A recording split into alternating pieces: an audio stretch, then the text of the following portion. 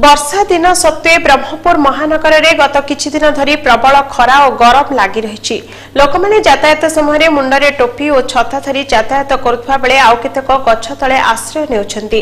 मंगलवार दिन तमाम असह्य गरम और गुळीगुळी लगी रही फल जनसाधारण बहु असुविधार सम्मुखीन होते। तेबे वृक्ष निकट में बहु यात्री टिके आश्रय नहीं निजर कार्य को जाउथबा लक्ष्य करा जायतिला।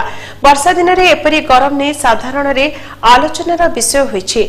एही गरमरू रक्षा पाइबा पई अधिकरू अधिक वृक्षरोपण कराजिबार आवश्यकता रहिथिबा कहा जाउछि।